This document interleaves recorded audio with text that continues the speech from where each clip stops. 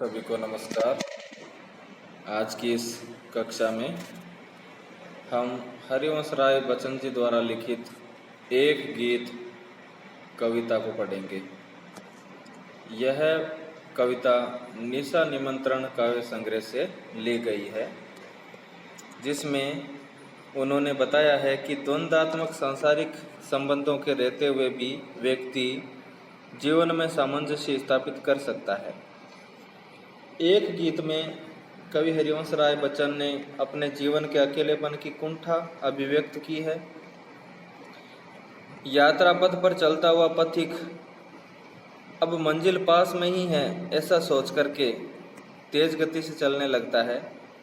वह सोचता है कि घर के लोग उसकी प्रतीक्षा कर रहे होंगे, इससे उसके कदमों की गति और ज़्यादा बढ़ जाती है। लेकिन जब कवि का जीवन एकाकी हो तो वह किसके लिए ऐसी उत्कंठा रखेगा। कवि ने इसमें अपनी पत्नी की मृत्यु के बाद के कुंठामय जीवन का चित्रण किया है। तो सबसे पहले हम इस पाठ में जो एक गीत कविता है उसके प्रतिपाद्य के बारे में पढ़ते हैं। प्रतिपाद्य मतलब उद्देश्य। तो पाठ का उद्देश्य क्या है देखें। निशा निमंत्रण से उद्धृत इस गीत में कवि प्रकृति के दैनिक परिवर्तनशीलता के संदर्भ में प्राणी वर्ग के धड़कते हृदय को सुनने की काव्यात्मक कोशिश व्यक्त करता है। कहने का मतलब इस प्राणी जगत में या सांसारिक जगत में कोई भी व्यक्ति है वो अपने जीवन में उत्तरोत्तर उन्नति करने की कोशिश करता है। तो उसको पता होता है कि उसके परिवार के सदस्य हैं वो उसका इंतजार कर रहे हैं, तो वो किस प्रकार से क्रियाशील होता है। उन क्रियाशीलताओं को काव्य में पिरोने का काम हमारे कवि ने किया है। किसी प्रिय आलंबन या विषय से प्रभावी साक्षात्कार का आश्वासन ही हमारे प्रयास के पगों की गति में चंचल तेजी भर सकता है। कहने का मतलब हमारे चलने के लिए कोई न कोई सहारा होना चाहिए। जब आदमी अपने लक्ष्य को निर्धारित कर लेता है तो अनायास ही उसकी गति में तीव्रता आ जाती है, अन्यथा हम शिथिलता और फिर जड़ता को प्राप्त होने के अभिषिप्त हो जाते हैं। कहने का मतलब जब व्यक्ति अपना लक्ष्य निर्धारित नहीं करता है या फिर वो जीवन जी रहा होता है लेकिन उसको ऐसा लगता है कि कोई काम है वो किसके लिए करे, तो ये सवाल उसके जीवन में आलस्य भर देता है।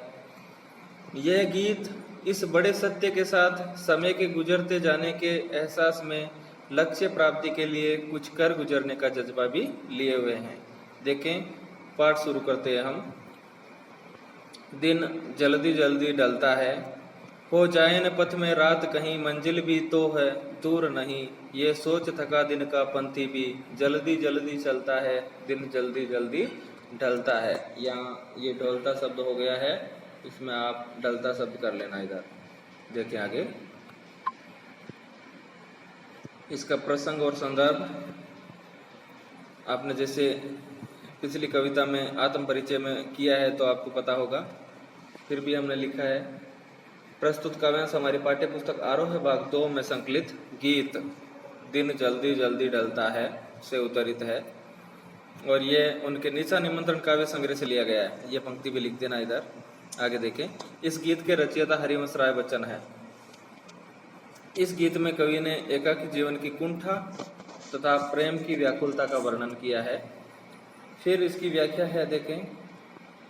इसमें आपके 2-3 शब्दार्थ हैं वो देख लेना आप। यहाँ पथ शब्द है, पथ का मतलब होता है रास्ता, पथ का मतलब रास्ता होता है।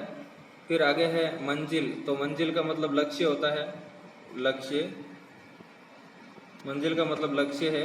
फिर है देखें, यह है सोच थका दिन का पंथी, दिन का पंथी यानी कि दिन भर में काम करने वाला जो पंथी बोले तो राहगीर यानी यह यात्री है या हम पथी कह सकते हैं। दिन जल्दी जल्दी ढलता है। आगे देखें, इसकी व्याख्या करते हैं हम। कवि कहता है कि दिन भर चलकर अपनी मंजिल के समीप पहुंचने वाला पथिक सोचता है कि अब अपनी मंजिल पास ही है, परंतु उस मंजिल तक पहुंचने से पहले कहीं रात न हो जाए या फिर वो अपने लक्ष्य तक नहीं पहुंचे, इसलिए वह यह सोच करके जल्दी जल्दी कदम बढ़ाता है। प्रिय मिलन की आतुरता से थके हुए उस पति को ऐसा प्रतीत होता है कि दिन जल्दी जल्दी ढलता है। कहने का मतलब जो आदमी अपना टारगेट निश्चित कर लेता है तो अनायास ही उसकी गति में तीव्रता आ जाती है और वो यह सोच करके जल्दी जल्दी चलने लगता है कि वो जल्दी पहुंच करके अपने प्रियजनों से मिलेगा और उसे मन ही मन लगता है कि ये दिन है वो बहुत ही ज़्यादा तेजी से आगे बढ़ रहा है या ढल रहा है। आगे देखें, इसका मतलब यह है कि पति के मन में मंजिल तक पहुंचने तथा वहां पर प्रिय मिलन की आशा बढ़ रही है, परंतु दिन भी जल्दी जल्दी ढल रहा है।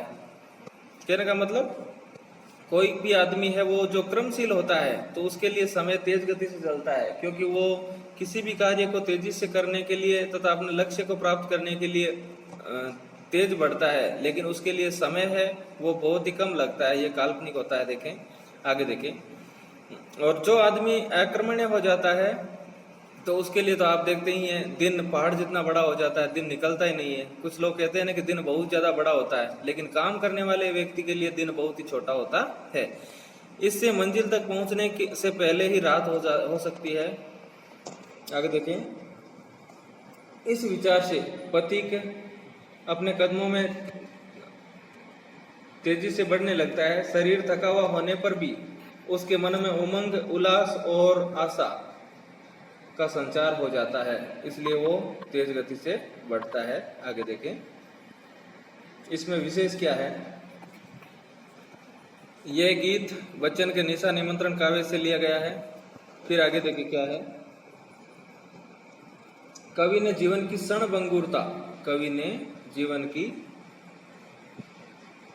क्षणभंगुरता और प्रेम की व्यग्रता को व्यक्त किया है। आगे देखिए, जल्दी जल्दी शब्द की आवृत्ति हो रही है। दोनों बार ही जल्दी का एक ही अर्थ होने की वजह से यहाँ पे विप्सा अलंकार पुनरुक्ति प्रकाश अलंकार है। पुनरुक्ति प्रकाश को विप्सा कहा जाता है, विप्सा। आगे देखें, दिन का पंथी इसके अंदर रूपक अलंकार है। आगे भाषा सहज और सरल है तथा भावानुकूल है और इसमें खड़ी बोली हिंदी का प्रयोग हुआ है। आगे यहाँ दिन की कल्पना मनुष्य के रूप में की गई है, यानी कि दिन ढल रहा है तो इसमें मानवीकरण है। आगे देखें, जीवन को बिंब के रूप में व्यक्त किया है और वियोग श्रृंगार की अनुभूति है। आगे देखें, अगला पद है, बच्चे प्रत्याशा में होंगे, नीड़ों से झांक रहे होंगे, यह ध्यान परों में चिड़ियों के भरता कितनी चंचलता, दिन जल्दी जल्दी ढलता है। आगे देखें, बच्चे प्रत्याशा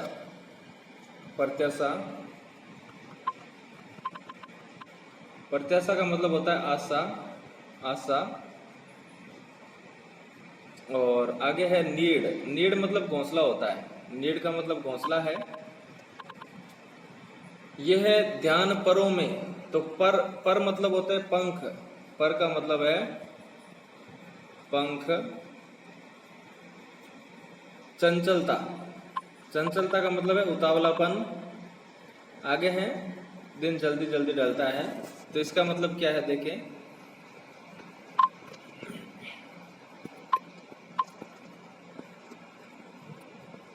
कवि प्रकृति के माध्यम से उदाहरण देते हुए बताते हैं कि एक चिड़िया जब आकाश में उड़ती हुई अपने घोंसलों की ओर लौटती है तो वह सोचती है कि मेरे बच्चे मेरी राह देख रहे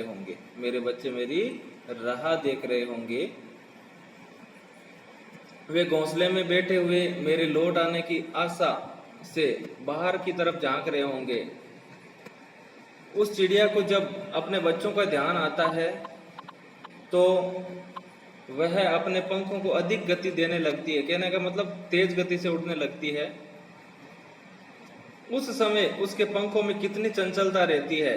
कहने का मतलब यह है कि जब दिन जल्दी जल्दी ढलने लगता है तो प्रत्येक पथिक में अपनी मंजिल तक पहुंचने के लिए अपनी गति में तेजी आ जाती है और वो हमें दिखाई देती है। आगे देखें, ये आपके समझ में आया होगा पद। इसके विशेष में देखें क्या है। इस काव्य में कवि ने वात्सल्य भाव को व्यक्त किया है। आगे देखें, पक्षियों के बच्चों द्वारा घोंसलों से झांका जाना, ये सब बिंब है यहाँ पे। इसके बाद में इसमें तत्सम तद्भव शब्दावली का प्रयोग हुआ है और जल्दी जल्दी के अंदर विपसा अलंकार है। भाषा से सरल और भावानुकूल है तथा खड़ी बोली हिंदी है। आगे देखें तीसरा पद, मुझसे मिलने को कौन विकल में हूँ किसके हित चंचल, ये प्रश्न शीतल कर देता करता पद को, भरता उर में विवलता है दिन जल्दी जल्दी ढलता है। मुझसे मिलने को कौन विकल, विकल का मतलब होता है व्याकुल, विकल का मतलब है व्याकुल, व्याकुल। आगे है चंचल, चंचल का मतलब होता है अस्थिर या उतावला। हित, हित का मतलब है के लिए या भलाई। आगे हैं ये प्रश्न शिथिल, शिथिल का मतलब होता है आलस्य या शीतलता। आगे देखें विवलता मतलब व्याकुलता होता है। इसका सरलार्थ करें देखें तो आपने ऊपर के पदों में पढ़ा कि कोई राहगीर होता है और वो घर की ओर बढ़ता है, थका होने के बावजूद भी उसको अपने प्रिय जन मिलने की आतुरता होती है। इस वजह से थका होने के बावजूद भी उसकी गति में तेजी दिखाई देती है। एक चिड़िया होती है जो संध्या के काल में अपने घोंसले की ओर आती है तो उसके बच्चों की उसे याद आ जाती है तो वो तेज गति से बढ़ने लगती है। लेकिन जब कवि अपने घर की तरफ बढ़ता है तो उसे याद आता है कि उसके घर पर तो उसका इंतजार करने वाला कोई होता ही नहीं है।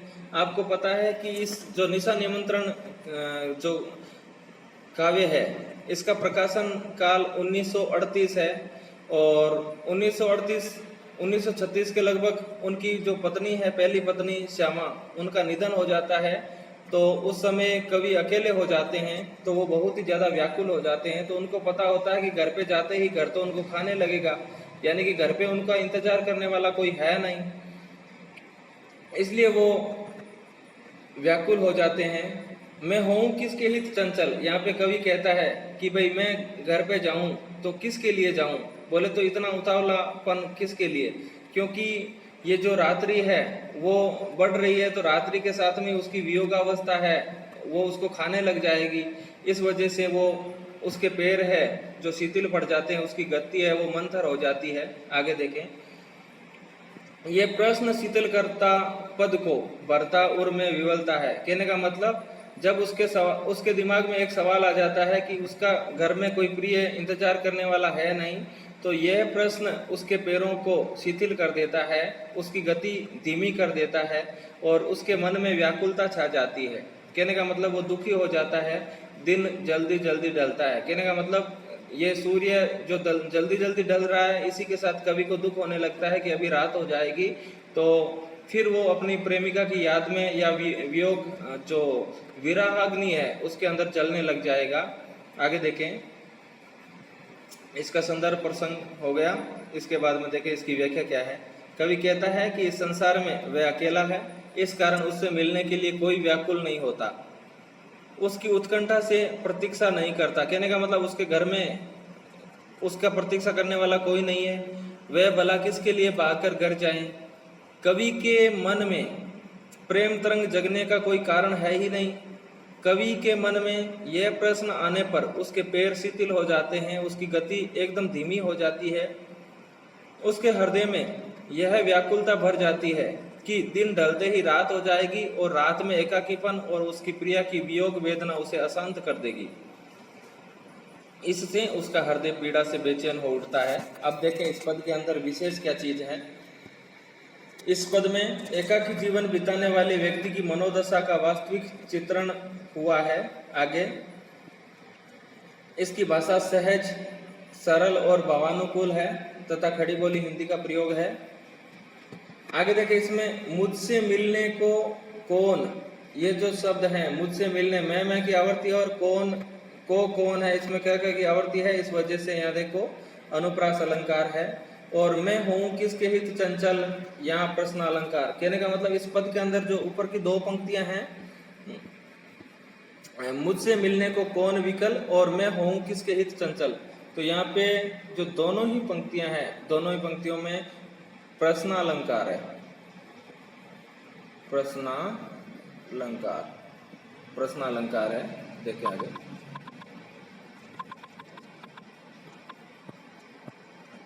इसी के साथ में अपना ये जो पाठ है वो पूरा होता है।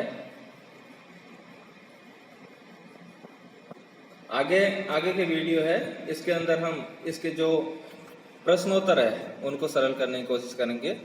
तब तक के लिए धन्यवाद।